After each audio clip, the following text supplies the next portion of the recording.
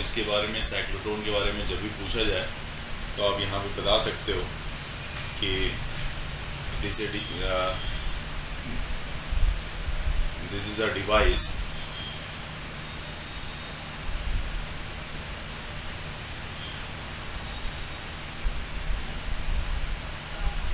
used to accelerate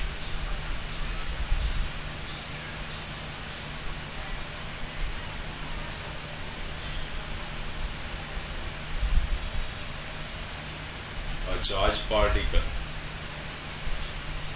ये charge particle को, अब कौन सी चार्ज पार्टिकल है वो भी बात करेंगे।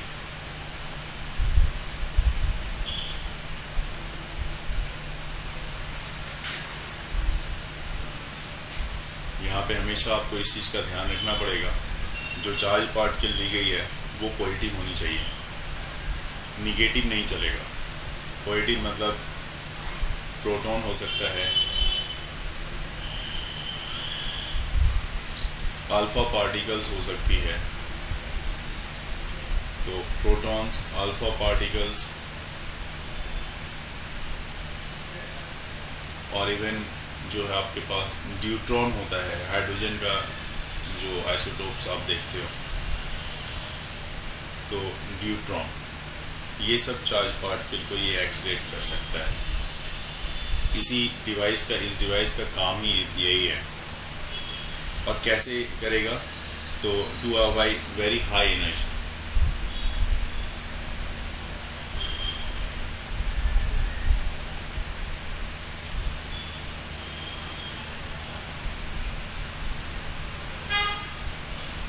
बहुत ही हाई एनर्जी के साथ इसको ये एक्सलेट कर देगा। देखिए ये जो है इसका यूज़ क्या होता है, साइक्लोट्रॉन का यूज़ कहाँ पे हम लोग करते हैं वो हमें जानना ज़रूरी होगा।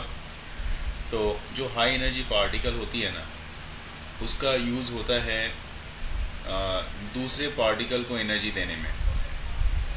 जैसे न्यूट्रॉन के कॉलिजन में हो सकता है, ठीक है। और ये फास्ट न्यूट्रॉन जो होता है यूज़ करते हैं इसको हम लोग एटॉमिक रिएक्टर में। और भी चीज़ है, तो अगर आप मान लो किसी आयंस को आप इम्प्लांट करना चाहते हो सॉलिड में और उसकी प्रॉपर्टी को मॉडिफाई कर देना चाहते हो, तो वहाँ पे भी इसका इस्तेमाल होता है।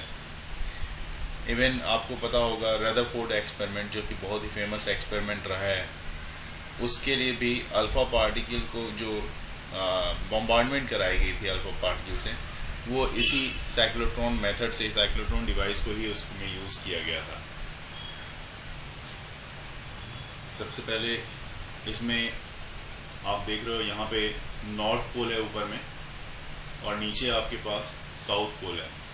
मतलब आपने मैग्नेट यहाँ पे स्टैब्लिश कर रखा है, और यहाँ पे लिखा भी है, देखो आप दोनों की तरफ यहाँ पे लिखा है इसमें इलेक्ट्रोमैग्नेट। तो अभी इलेक्ट्रोमैग्नेट की बात नहीं, अभी सिर्फ मैग्नेट की बात कर लेते हैं। और ऑल्टरनेटिंग करंट आप देख सकते हो, यहाँ पे ऑल्टरनेटिंग करंट का इस्तेमाल किया गया। ये जो मैग्नेट है, मैग्नेट अगर जैसे कि आप देख रहे हो ऊपर में नॉर्थ पोल है और नीचे साउथ पोल है, तो मैग्नेटिक फील्ड कैसी होगी, ऊपर से नीचे की तरफ मैग्नेटिक फील्ड होगी, इसमें कोई डाउट नहीं है। और इस मैग्नेटिक फील्ड के साथ अगर आप इलेक्ट्रिक फील्ड की बात करो, तो इलेक्ट्रिक फील्ड देखो कैसी है। यहाँ पे आपने एसी करंट दिया है, एसी करंट के कारण ये जो एसी करंट इसमें जा रहा है, देखो यहाँ पे, तो ये ऐसा जाता हुआ यहाँ पे इस तरह से जा रहा है। ये ऐसे आपने इसको कनेक्ट किया है। टर्मिनल्स जो है इसके डी, ये डी है। डी कहने का मतलब ये देखो, इसको ये जो है सेमी सर्कल के पार्ट में बांटा हुआ है। एक डी आपका इस तरफ है और दूसरा डी जो है आपका राइट साइड में। ये हॉलो डी होता है। किस तरह का डी होता है, तो हॉलो डी होता है। तो यहाँ पे मैं आपको दिखाता हूँ, ये भी लिखा है मैंने, हॉलो इलेक्ट्रोड चैम्बर, ठीक है। और ये जो डायरेक्शन है ना, ये डायरेक्शन चार्ज पार्टिकल के मोशन की है। तो यहाँ पे इसलिए यहाँ पे एरो मार्क से दिखाया हुआ है चार्ज पार्टिकल जो है। इनफैक्ट चार्ज पार्टिकल को आप प्रोजेक्ट करते हो कहाँ पे, इसके सेंटर पे। ये जो सेंटर है, इस सेंटर पे प्रोजेक्ट किया जाता है। उसके बाद रेस्ट फंक्शन को इसके बाद में बताऊंगा। लेकिन चार्ज पार्टिकल जो पाथ फॉलो करती है, वो पाथ कुछ इस तरह की सर्कुलर पाथ हो जाती है। एक डी से दूसरे डी में ये मूव करना शुरू कर देता है।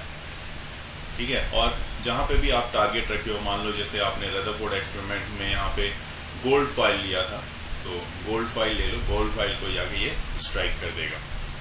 देखो ये यही होता है हॉलो मेटेलिक डी।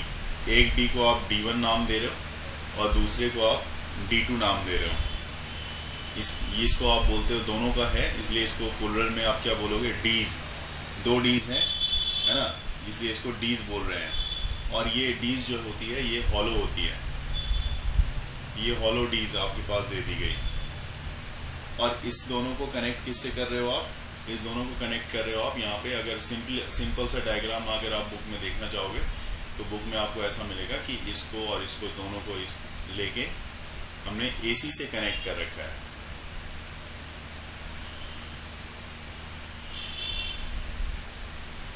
AC का सिंबल इस तरह से लिखाते हो आप, AC से कनेक्ट कर रखा है। तो AC से जब कनेक्ट करते हो आप, तो आप ये सोचो कि एक समय में ये क्या होगा, ये एक समय में ये पॉजिटिव होगा, जिस समय ये पॉजिटिव होगा दूसरा क्या होगा, निगेटिव होगा।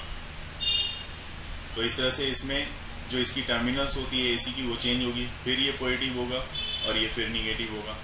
इस तरह से ये चेंजेस आएगा। तो इस चेंजेस को मैं एक एक करके यहाँ पे दिखाऊंगा, उसका क्या रोल है वो भी मैं बताऊंगा अभी आपको। मैग्नेटिक फील्ड नॉर्थ से साउथ की तरफ जा रही है आपकी, ऐसी,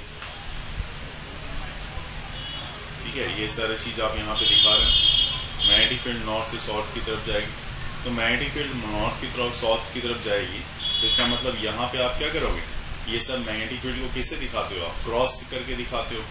तो मैग्नेटिक फील्ड क्रॉस से दिखाओगे तो मैग्नेटिक फील्ड इनवर्ड होगी, है ना। यहाँ पे आप देख सकते हो, यहाँ पे जो मैग्नेटिक फील्ड होगी वो इनवर्ड मैग्नेटिक फील्ड मानी जाएगी। तो इनवर्ड मैग्नेटिक फील्ड को हमने यहाँ पे हर जगह पे क्रॉस से दिखाना शुरू कर दिया। अब चूंकि ये पूरा का पूरा मैग्नेटिक फील्ड जो है ये D के अक्रॉस है, आप समझना। ये अगर डायग्राम जो है आपका 3D डायग्राम है, D बीच में है, जैसा ऊपर हमने देखा था, D बीच में है और ऊपर से नीचे की तरफ मैग्नेटिक फील्ड आ रही है। तो मैग्नेटिक फील्ड को आप क्रॉस से दिखाते हो, तो इसलिए यहाँ पे हमने क्रॉस से दिखा दिया है। ऐसा ही था ना, यहाँ पे D बीच में है, मैग्नेटिक फील्ड ऊपर से नीचे आ रही है, तो ऊपर से नीचे मतलब अंदर की तरफ जा रही है मैग्नेटिक फील्ड, जिसको आप क्रॉस से दिखा रहे हो। जैसे मान लो आपने चार्ज पार्टिकल जो है यहाँ पे, ये सेंटर है आपका, इस सेंटर पे आपने चार्ज पार्टिकल को यहाँ से प्रोजेक्ट किया ऊपर की तरफ। जैसे ही आप ऊपर की तरफ प्रोजेक्ट करोगे तो सोचो कि आपका ये अगर पॉजिटिव है, ये निगेटिव है, चार्ज पार्टिकल कैसा था, वो भी पॉजिटिव था। तो ये जैसे ही पॉजिटिव था, यहाँ से क्या होगा, चार्ज पार्टिकल निकला तो सही, ये ऐसा इधर की तरफ आएगा, लेकिन उस समय ये सारा पॉजिटिव था, इसलिए ये इसको रिपेल कर देगा। तो ये चार्ज पार्टिकल ऐसा घूम जाएगा इधर, और चार्ज पार्टिकल ये घूम के आ जाएगा आपके इस एरिया में जहाँ पे आपका निगेटिव है, ठीक है। उस समय ये निगेटिव था आपका, चार्ज पार्टिकल वापस घूम के इस निगेटिव में आ गया। लेकिन थोड़ी देर के बाद, चूंकि मैंने क्या बोला, ये AC है, अब ये माइनस हो जाएगा और ये प्लस हो जाएगा। इसने अपना एक सर्टेन पीरियड के बाद टर्मिनल्स जो है चेंज कर दिया। जैसे ही टर्मिनल्स चेंज होगा तो ये प्लस हो गया और अब ये माइनस हो जाएगा। ये माइनस हुआ तो चार्ज पार्टिकल प्लस को रिपेल कर देगा। इधर वाला जो हॉलो डीज है, D2 जो है, ये हॉलो D2 ये इसको रिपेल कर देगा इस पॉजिटिव चार्ज पार्टिकल को। पॉजिटिव चार्ज पार्टिकल निगेटिव की तरफ आ जाएगा और निगेटिव की तरफ आएगा। उसके बाद यहाँ तक इसने फिर से सर्कुलर, चूंकि इलेक्ट्रोमैग्नेटिक फील्ड में ये एंटर किया है, इसलिए सर्कुलर पाथ को ये फॉलो करेगा और फिर से ये क्या करेगा, ये चला जाएगा इस तरफ, फिर से टर्मिनल्स चेंज होगा, ये प्लस हो जाएगा, ये माइनस हो जाएगा, फिर से ये इसको रिपेल करेगा। इस तरह से ये टर्मिनल्स लगातार चेंज होता रहेगा। जैसे जैसे ये टर्मिनल्स चेंज होते रहेंगे, ये चार्ज पार्टिकल इस सर्कुलर पाथ को फॉलो करता हुआ एक बड़ा सा, उसी टाइम इंटरवल में धीरे धीरे इसकी रेडियस बड़ी हो जाएगी और ये एक बड़ा सा पाथ को फॉलो करेगा और फाइनली वो जो इसकी टारगेट होगी, जहाँ पे भी इसकी टारगेट होगी, जिस जगह पे इसको स्ट्राइक करना है, वहाँ पर आप स्पेस बना दोगे, वो इस टारगेट से यहाँ से बाहर निकलेगा और जो टारगेट होगा उसको स्ट्राइक करेगा। कि इसके प्रिंसिपल में जो चार्ज पार्टिकल है उसको एक्सीलरेट कराने की कोशिश की जाती है बहुत ही हाई एनर्जी के साथ, by making it pass through a cross मतलब परपेंडिकुलर। मैग्नेटिक और इलेक्ट्रिक फील्ड दोनों ही परपेंडिकुलर होंगे यहाँ पे। जैसे यहाँ पे आप देख रहे हो मैग्नेटिक फील्ड ऊपर से नीचे की तरफ, तो इलेक्ट्रिक फील्ड जो है वो कुछ इस डायरेक्शन में है। तो दोनों के, तो ये तो इसका प्रिंसिपल हो गया। और साथ ही साथ ये 1 मार्क्स में इसका नोट काफ़ी इफेक्टिव होगा, क्योंकि फ्रीक्वेंसी जो है इसकी ना ही स्पीड पे डिपेंड करती है और ना ही सर्कुलर ऑर्बिट के रेडियस पे डिपेंड करती है। तो ये काफ़ी इफ़ेक्टिव होने वाला है MCQ के लिए। सर्कुलर पाथ जो फॉलो कर रहा है उस पर तो कोई शक नहीं है कि उसमें सेंटीपीटल फोर्स लगेगा। अगर जो भी चार्ज पार्टिकल रही होगी उस पर सेंटीपीटल फोर्स रहेगा।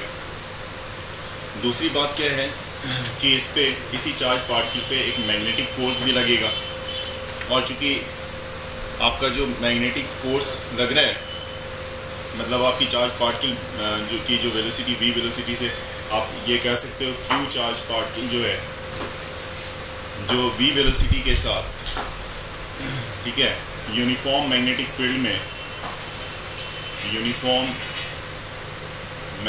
में मूव कर रहा है। तो और वैसे केस में जो चार्ज पार्टिकल होगी वो आपका सर्कुलर पाथ फॉलो करेगा अगर, तो वहाँ पे जो मैग्नेटिक फोर्स होगा, तो यहाँ पे मैग्नेटिक फोर्स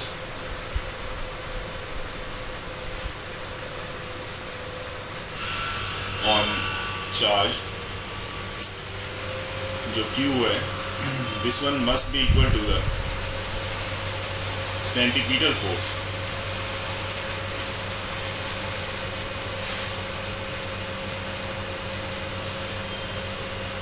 और ये चार्ज Q पे लगेगा ऑन चार्ज Q। तो जब मैग्नेटिक फोर्स होती है वो कौन सी फोर्स होती है, तो वो तो लगेगी QVB साइन थीटा। तो साइन थीटा यहाँ पे क्या है 90 डिग्री है। This one is equal to centripetal force mv²/r। यहाँ से अगर आप रेडियस निकालते हो तो r इक्वल टू फॉर्मूला मिलेगा mv/qb का। ये फॉर्मूला यहाँ पे आपको मिलने वाला है रेडियस ऑफ द ऑर्बिट के लिए, जो सर्कुलर पाथ में जो चार्ज पार्टिकल मूव कर रही है उसके लिए ये फॉर्मूला मिलने वाला है। लेकिन मुझे क्या चाहिए, जैसे मैंने बताया कि वहाँ पे दो पॉइंट्स काफ़ी इम्पोर्टेंट थे कि भाई आपकी जो फ्रीक्वेंसी है वो स्पीड से और रेडियस से दोनों से इंडिपेंडेंट है। तो देखते हैं क्या ये सच्चाई है या नहीं है। तो सबसे पहले टाइम पीरियड निकालते हैं। टाइम पीरियड क्या होगा 2πr अपॉन में v। Time equal to distance upon speed होता है, ले लिया हमने। तो 2π/v तो आप लिख लो 2π अपॉन v। अब जो r की वैल्यू है ये यहाँ पे आपके पास दी हुई है, तो इसको यहाँ पे लिख लेते हैं mv/qb। इसमें देखो v कैंसिल हो रहा है, इसका मतलब टाइम पीरियड भी और r भी हट चुका है यहाँ से। इसका मतलब आपके पास क्या आ रहा है, आपके पास जो रिजल्ट आ रहा है वो आ रहा है t इक्वल टू 2π m/qb। ये आ रहा है।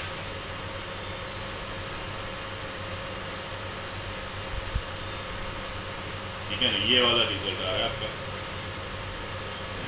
इसके बाद आप ये देख सकते हो यहाँ पे कि जैसे ये वैल्यू आ गई आपको मिल गई, तो फ्रीक्वेंसी अब चाहिए। तो फ्रीक्वेंसी तो टाइम पीरियड का इन्वर्स होता है, f से लिख रहा हूँ मैं f इक्वल टू 1/t। तो ये हो जाएगा qb अपॉन 2πm। दोनों ही केस में, चाहे फ्रीक्वेंसी के केस में आप देख लो या टाइम पीरियड के केस में देख लो, वेलोसिटी और रेडियस तो है ही नहीं, ना इसमें वेलोसिटी रेडियस है ना इसमें है। इसलिए मैंने वहाँ पे जब बताया था तो यहाँ पे मैंने एक बात क्लियर की थी कि आप देखो यहाँ पे कि ये frequency which does not depends on the speed of the particle and radius of the circular orbit।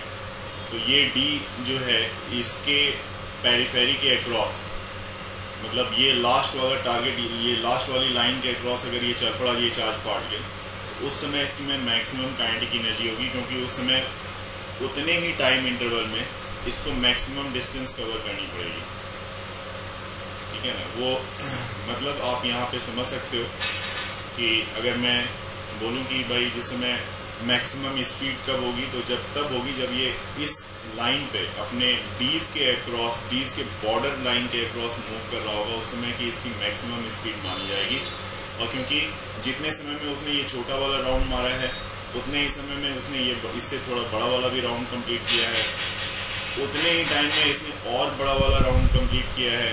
तो इस सबसे बड़े वाले राउंड को उतने ही समय में कंप्लीट करने के ड्यूरेशन में उसकी स्पीड सबसे मैक्सिमम रही होगी।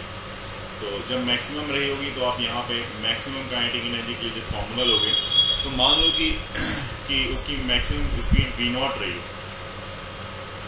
ये मैक्सिमम स्पीड होगी, मैक्सिमम वेलोसिटी रही होगी।